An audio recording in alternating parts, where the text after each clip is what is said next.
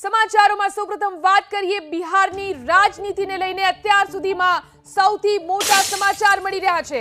બિહારમાં ફરી એકવાર વિધાનસભા થઈ શકે છે ભંગ। મુખ્યમંત્રી નીતિશ કુમારે તમામ કાર્યક્રમોને રદ કર્યા છે। જેડીયુના તમામ ધારાસભ્યોને પટના બોલાવવામાં આવ્યા છે। તો બિહારની રાજનીતિ પર અત્યાર સુધીના મોટા સમાચાર। બિહારમાં ફરી એકવાર વિધાનસભા થઈ શકે છે ભંગ। મુખ્યમંત્રી નીતિશ કુમારે તમામ કાર્યક્રમોને રદ કર્યા છે। જેડીયુના તમામ ધારાસભ્યોને પટના બોલાવી લેવામાં આવ્યા છે। અનેક અટકળો તેજ થઈ ચૂકી છે। બિહારની રાજનીતિ પર અત્યારના મોટા સમાચાર છે। નીતિશ કુમાર એનડીએના સંયોજક બની શકે છે। સૂત્રો તરફથી આ જાણકારી પ્રાપ્ત થઈ રહી છે। નીતિશ કુમાર એનડીએના સંયોજક બની શકે તેવી જાણકારી પ્રાપ્ત થઈ રહી છે। તો બિહારની રાજનીતિ પર આ મોટા સમાચાર છે। બિહારમાં મુખ્યમંત્રી કોણ તેને લઈને પેચ ફસાયો છે।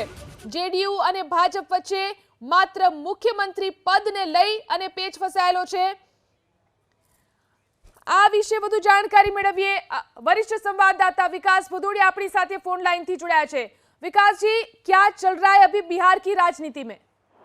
ये देखिए, बिहार की राजनीति में जबरदस्त इस समय ऊहापोह का माहौल है। बीजेपी और जेडीयू के बीच ट्रैक बैक चैनल बातचीत चल रही है और इस बातचीत में जो 3 फार्मूले उभर कर सामने आए हैं उसमें से एक फार्मूला है कि बीजेपी वहां पर अपना मुख्यमंत्री बनाए और जेडीयू को वहां पर उप मुख्यमंत्री पद दे दे और मुख्यमंत्री पद के एवज में नीतीश कुमार को एनडीए का संयोजक बना दिया जाए और जिनके नेतृत्व में लोकसभा का चुनाव एनडीए की अगुवाई में फिर लड़ा जाएगा। इसके अतिरिक्त लेकिन अभी जो पेच अड़ा हुआ है वो ये है कि नीतीश कुमार मुख्यमंत्री का पद नहीं छोड़ना चाहते हैं।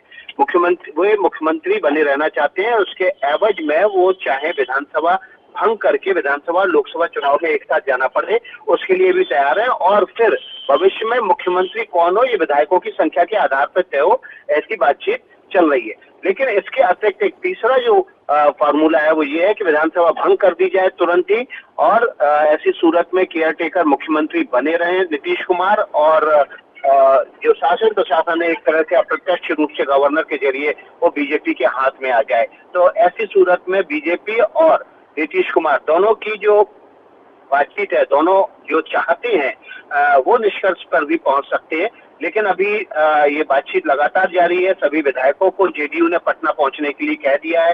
बीजेपी ने भी अपने विधायकों को अलर्ट मोड पर रखा हुआ है। किसी वक्त उनको पटना पहुंचने के लिए आदेश दिए जा सकते हैं। अगले कुछ घंटों में तस्वीर काफी साफ होगी और हमारे दर्शक ये देख रहे होंगे कि नीतीश कुमार एक बार फिर से एनडीए की ओर आते हुए दिखाई देंगे और इसकी घोषणा भी करेंगे। जी, शुक्रिया जानकारी देने के लिए। तो आ मोटा समाचार बिहारनी राजनीतिने लईने इंडिया गठबंधनने नीतीश कुमार मोटो झटको आपशे। भाजप जेडीयूने आपवा मांगे छे डेप्यूटी सीएमનું पद, तो નીતિશ કુમાર પોતાની પાસે સીએમનું પદ રાખવા માંગે છે।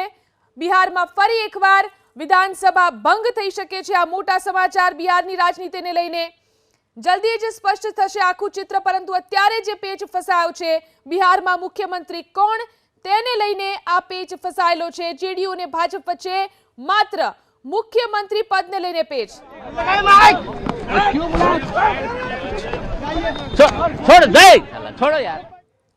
તો જોઈ શકાય છે જે રીતે અત્યારે બિહારની અંદર રાજનીતિ ગરમ થઈ છે। મુખ્યમંત્રી કોણ તેને લઈને ફસાયેલો પેચ અત્યારે જોવા મળી રહ્યો છે। જલ્દી જ નીતિશ કુમાર જે છે તે પોતાની પાટલી બદલી શકે છે। આ મોટા સમાચાર બિહારની રાજનીતિને લઈને જેડીયુએ તમામ ધારાસભ્યોને પટના પહોંચવા માટે સૂચના આપી દીધી છે।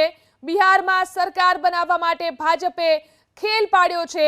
ભાજપની આ રણનીતિ છે લાલુ અને નીતિશ વચ્ચે ભંગાણ થાય તે નક્કી માનવામાં આવી રહ્યું છે। સાંજે 7 વાગે નડ્ડા સાથે સમ્રાટ ચૌધરીની બેઠક। નીતિશ કુમારના નિવાસસ્થાને અત્યારે બેઠક ચાલી રહી છે। બેઠકોનો દોર ચાલી રહ્યો છે। જેડીયુના તમામ ધારાસભ્યોને પટના બોલાવવામાં આવ્યા છે। જેડીયુના નેતાઓ અત્યારે દિલ્હી પહોંચી રહ્યા છે। તો આખો એ ખેલ જે ચાલી રહ્યો છે બિહારની રાજનીતિની અંદર જેડીયુએ તમામ ધારાસભ્યોને પટના પહોંચવાની સૂચના આપી દીધી છે। તો આ સાથે જ બિહારમાં મુખ્યમંત્રી કોણ તેને લઈને અત્યારે પેચ ફસાયેલો છે। નીતિશ કુમાર મુખ્યમંત્રીનું પદ પોતાની પાસે જ રાખવા માંગે છે। જલ્દી જ ચિત્ર સ્પષ્ટ થશે। સાંજે 7 વાગે નડ્ડા સાથે સમ્રાટ ચૌધરીની પણ બેઠક છે। નીતિશ કુમારના નિવાસસ્થાને પણ બેઠકોનો દોર ચાલી રહ્યો છે। આજે કેબિનેટનું બ્રીફિંગ પણ કરવામાં આવ્યું નથી। તમામ નેતાઓને, જેડીયુના ધારાસભ્યોને બોલાવી લેવામાં આવ્યા છે પટનાની અંદર।